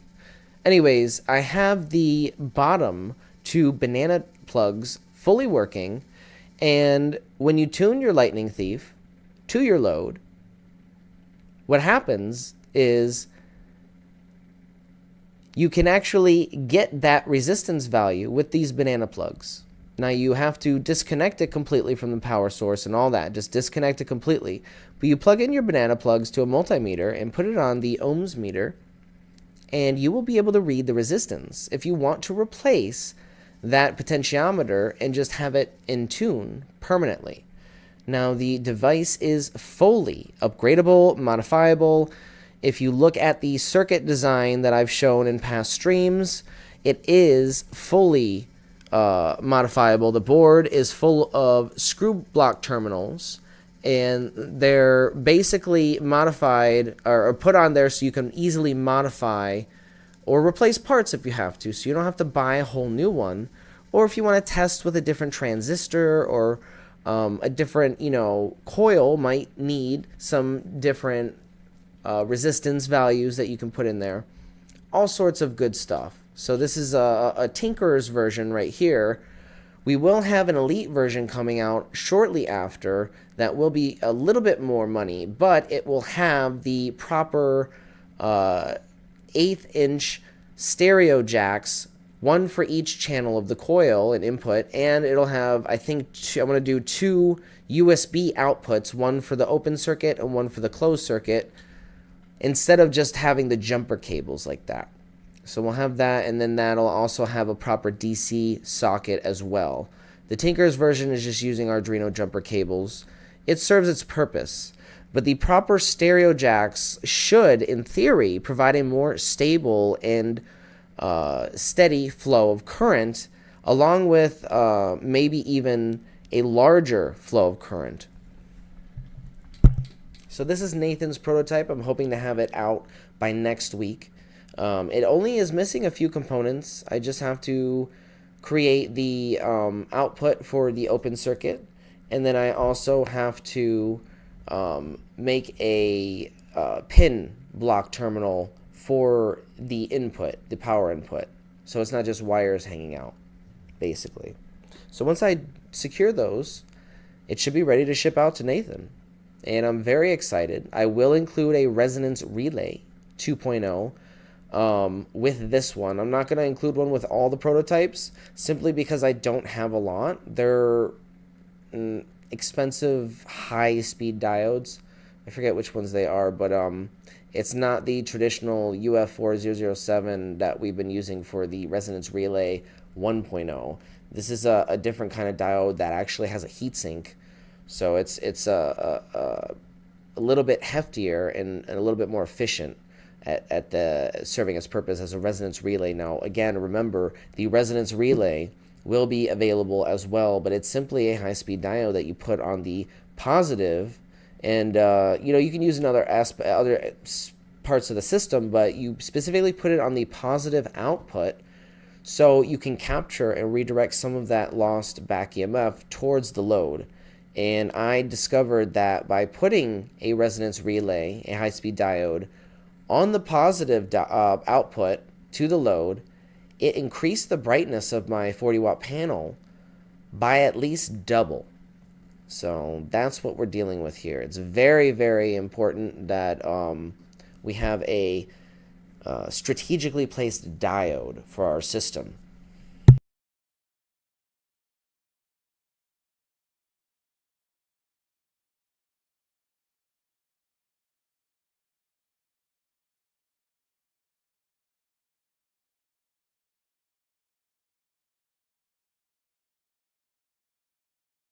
Elias asked Nathan from Old Man Builds. Yes, he is getting the first prototype because he has a working coil and he has helped me out so much. So, I want him to be the first to test the Lightning Thief prototype. He has earned the right. He, got this whole thing started. If it wasn't for him, I wouldn't have been able to start these because he sent me the 3D printer that I needed. So big shout out to Nathan, and we are going to be sending him this Lightning Thief device prototype soon. And as soon as all 6 prototypes are out, which shouldn't take long, maybe like another month, shortly after, a few weeks after, we should have all of your pre-orders, or most of the pre-orders, ready to ship as well. Now, I haven't actually decided if I'm going to go with proper packaging, or if I'm just going to put it in a cardboard box and package it that way. Proper packaging meaning like printed. I was thinking about getting like a printed package with a nice logo and all that stuff. So that's still in the works for the consumer version. But the prototype should be out very soon. And I'm very excited to present you guys with the Lightning Thief device. I've been using it for the lighting in my lab, as you know, for the last 4 months, and it has actually served its purpose quite well. I don't have to recharge the battery very often with this method, and now that we have a Bedini motor, once we condition these batteries properly, hopefully, if it works properly, we won't have to use the grid at all to recharge these batteries. We'll just recharge them with this Bedini motor, and we'll just have all this lighting working free from the vacuum. So that will be really, really cool. Now, I'm going to move the camera in as close as I can. I don't know how close I can get it, but as close as I can to show you guys how to operate the Bedini SG and how it works, and specifically what I'm doing with it now, which is conditioning the batteries. So we're in our 3rd cycle conditioning these batteries, meaning we've charged and discharged them 3 times. They're on their 3rd time. And again, this is going day 3, over 50 hours, just going back and forth 3 times, not recharging them from the grid or anything. So far, so good. Again, they're still being conditioned, so there is a chance that they will maybe not make it in time, and I'll have to recharge them from the grid. But so far, it doesn't look like that. So far, it looks like it will just be able to go back and forth until it gains that extra efficiency, where we can just, have this going back and forth as long as we... And again, I think Bedini said in the video that I made, we can actually rig a switch an automatic one or a manual one. I'm thinking about rigging a manual switch, so I can just go in there. I don't have to readjust the jumper wires. I could just flick a couple of switches, and the batteries, you know, flip over from output to input and vice versa. So by doing that, it'll just be easy. You know, like when they're ready to switch, you just flip a switch. Well, ideally, you'd want to power down the system first, and then flip the switch, and then power it back up. But yeah, so you wouldn't need to recharge it off the grid at all. It's a very, very cool system. I'm very excited to present it to you guys. 10 out of 10 again. 10 out of 10 review from K Energy Store. KEnergy.store. So give me a second. I'm going to try to adjust the camera, and we're going to zoom in a little bit, and I'll do a quick demo of the Bedini SG before we close our stream here and get ready for the League of Extraordinary Inventors, which kicks off at 9 p.m. Eastern Standard Time every Friday, hosted by Mike K from Faraday Research, but we do stream it on my channel, so you don't have to go anywhere.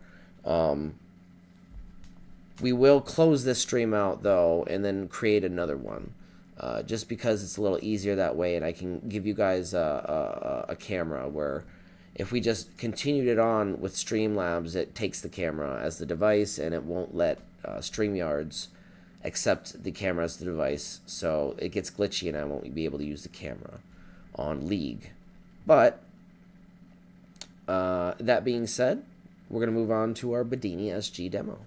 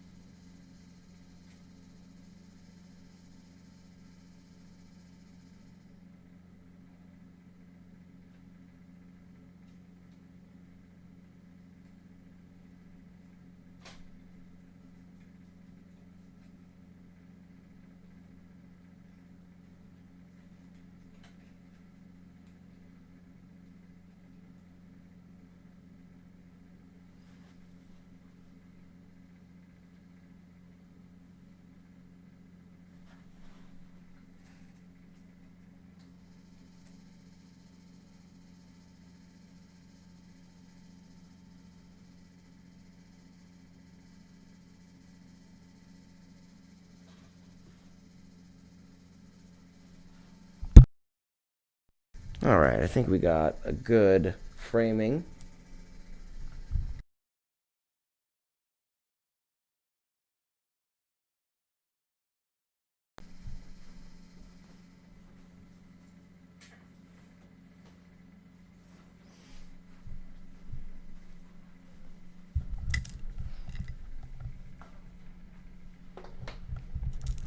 Alright, so the motor is powered on now. Again, it's been running consistently for 50 hours or over 50 hours. However, I swapped the batteries 3 times, so I had to, well, I didn't stop it the first time. It didn't seem like it mattered, but I stopped the second and the third time. So, I'm going to power it down. Yep, so it's still charging. So I'm going to power it down.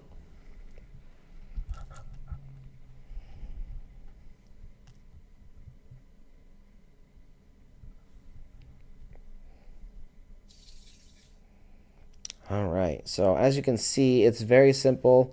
I don't want to twist it too much because of the wires here, but it's a arrangement of magnets, and they're I think they're iron magnets because I didn't want the neodymium ones. He does offer neodymium magnets arrangements for his motors as well. They do spin faster, but I wanted to stick to what Bedini said. He said don't use neodymiums. But this, again, this is a modified version, so I don't know. I think Kevin might have found a way to use the neos. So that's pretty cool. Anyways, what you're going to want to do is put the potentiometer, the pot, this really nice pot. I'd like to get one of these.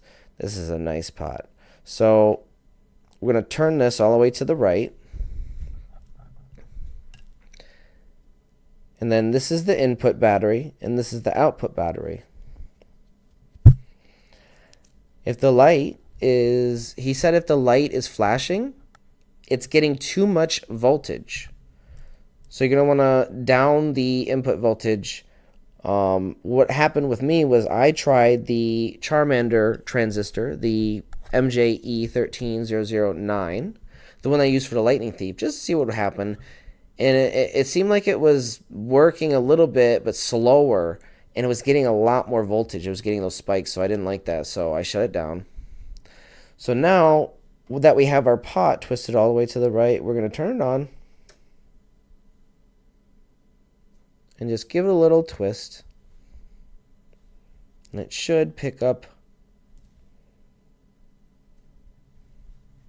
Sometimes it requires a little bit more force to get it going, but once it goes, ooh baby, it goes. Hear it? That's a nice fan. I'm gonna figure out a way to switch this around so I can have this fan, spinning at me, pointed at the production station over here where my laptop is.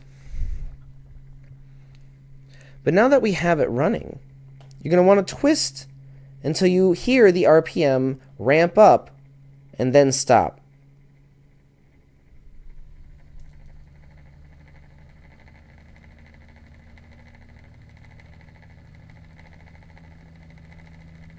About there. Not much. Just a little bit. Just a little touch. Ooh. While I have you with the camera here, I can show you the Lightning Thief circuit. This is the Lightning Thief circuit, by the way. You can see it's fully upgradable, modifiable. You can replace the transistor or any of the components really very easily with these screw block terminals. So this is your Lightning Thief PCB that you'll get. And the prototypes will have an extra PCB in case the team wants to utilize the Dual Thief and maybe print another housing or case or I don't know, do whatever they want with it. I'll give them the 3D files for the case, but obviously they don't have to use it. So now that it's going, I'm going to take a look at the voltage. This is let's take a look at the input first. So the input is 12.52. 12.52 to 12.51. It's flickering down. So you can see it's going down a little bit, very slowly draining. And then this one is it spikes up when you put the light on, but give it a second. You'll see it'll be around 12.17. I started at 4 o'clock and it was 12 volts even. So what time is it now? Almost 8. So 4 hours. It took about 160 millivolt charge. Yep. So it's really slow, but it's supposed to charge slow. And it'll charge a little faster. It is charging slightly faster now that it's on its 3rd round. Well, technically this battery is the 2nd round. So it gets confusing when you deal with doubles. But anyways, the 12.16 volts is indicative that it's charging a little bit faster than it did last time, which is good. But it's not supposed to charge as fast as traditional chargers. It's supposed to charge slow, Bedini said, because that's the way nature wants to do it. I don't know. It's a slow process. But once you have it charged and conditioned fully, It's supposed to last longer and hold that voltage, that fully charged state, at a higher voltage than it should normally. So bringing it from like 12.8 volts max, we can bring it up to 13 or 13.2 volts while getting more out of that amount of energy. So it's pretty cool. This just, you know, it won't stop. It's a machine. It's a beast. It's very well made. I'm gonna get some engine grease and grease up the wheel, you know, from time to time. Obviously, I'm gonna take care of it. The only thing that is kind of a it's not really an issue, but it's an aesthetic thing. The fan is a little wobbly. It's not on there completely even. So when I get my new printer up, we're going to print, or back up, we're going to print, you know, maybe another fan for it. Something a little, maybe bigger too. Bigger fan would be cool. More wind. So that is nice. Very nice design. 10 out of 10 review for kenergy.store.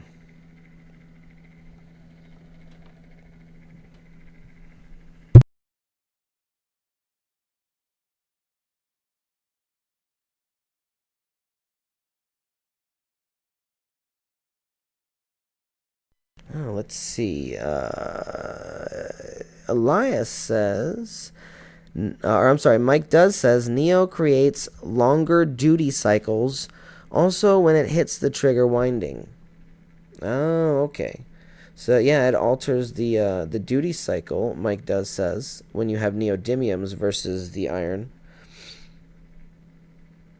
Yeah, Paul Hullian said, slow and steady charge is the bet.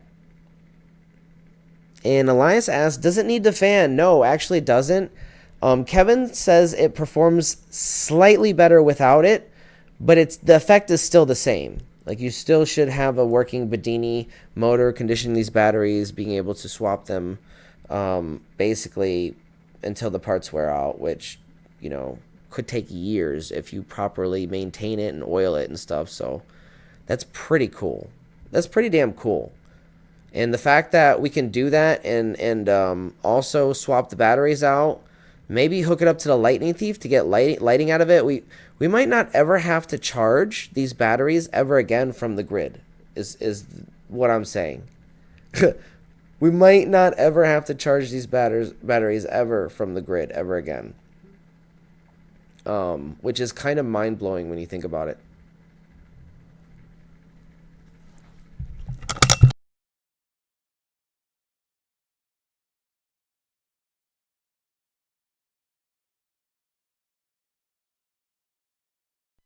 So, Paul said, I missed so much. Did you hook up the Bedini motor to the Rodin coil? No. Well, I did actually briefly. I hooked up the, what did I do? I did one of the configurations. I did the output of the Bedini SG. Instead of hooking it up to a battery, I hooked it up to the lightning thief input. So, where the battery normally would be. No, I hooked it up at the same time. So yeah, no, I'm sorry. I hooked it up with the battery. So it was hooked up normally, the Bedini SG, but I also hooked up the Lightning Thief to that same output battery. So it was running both. It was recharging and running the output lights too. It was working. It was working. It was drawing a little bit more energy though from the battery, but it was working. So that was cool.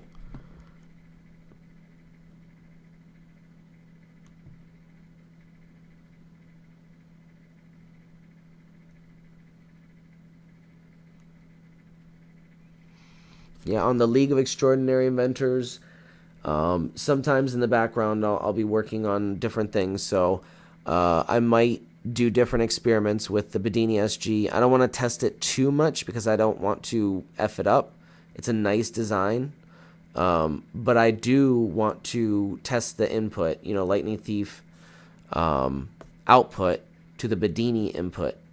So the Bedini is being powered by the Lightning Thief. While it's also lighting up the light. So I'm curious. I think it's gonna work. I think it's gonna work fine. So we'll test that.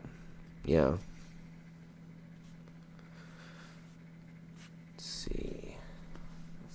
camera back.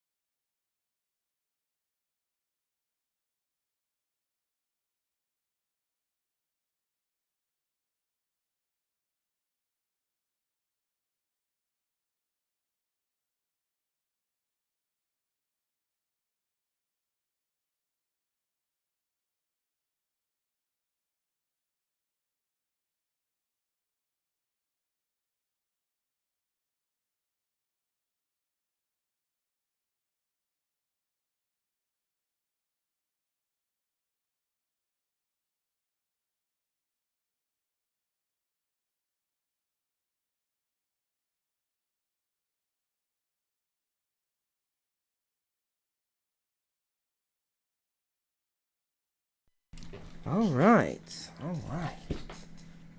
Yeah, power the circuit with the battery. I'll try a different couple of things. All right, so we're gonna do a final shout out. Thanks again for listening. If you like this episode, please, follow, subscribe, leave a review, leave a comment, leave a question if you have one. I do have it's called the Phase 2 Guide for the Rodent Coil. You can build a lightning thief. You don't need to reserve one. If you have the skills, you can make it. It's all open source. So I have that all in the description of the video. It's called the Phase 2 Rodent Coil Guide. That'll get you started with everything you need for a lightning thief and rodent coil, along with all the theories that we've come up with so far and how this stuff works. It's really the quintessential database for how to build an effective rodent coil system. Honestly, you won't find anything else like it on the internet. So if you're interested in building a rodent coil like the one I have and using it to power your lighting or whatever, please go to the description of this video and hit that Phase 2 guide. And if you want to help support my do-it-yourself energy exploration and open sourcing, check out my Patreon and YouTube memberships. Every bit goes towards the future builds and deep dives I do. A massive shout out to Kevin from kenergy.store for this amazing Bedini SG motor. It works like a charm. 10 out of 10 review. Amazing. And another massive shout out to Davey Oneness, who's got the world's most amazing collection of rare videos of fringe science. Documentaries, interviews, lectures, you name it. It's your one-stop shop for knowledge.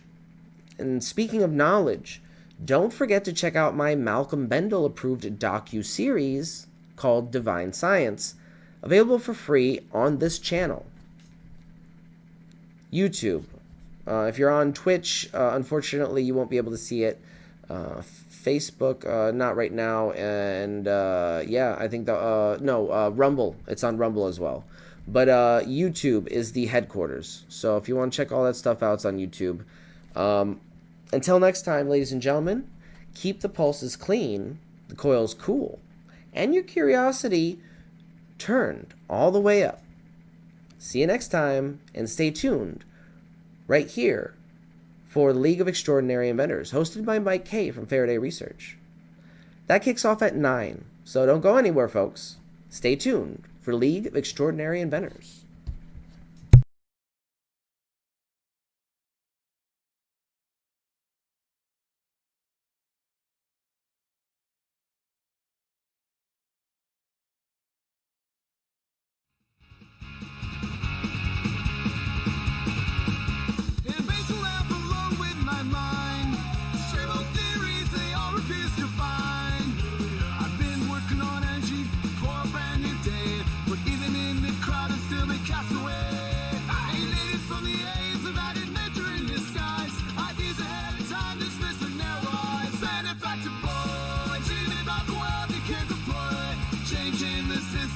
Treated like a toy. Ideas are misunderstood, but brilliance is his boy. Benefactor boy, can't you hear his voice?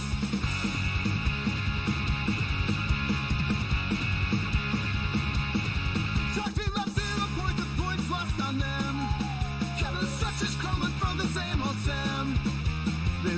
like I'm crazy, but I see it all so clear.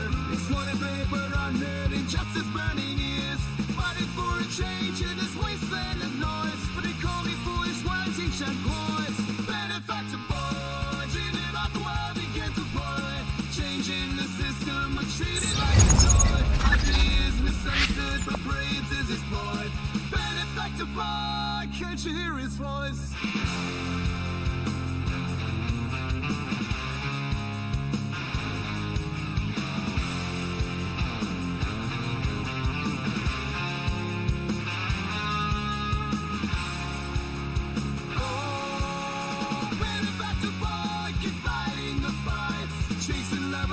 In the darkest nights, a dreamer with vision beneath the laughter and noise. A future so bright, waiting for the right choice.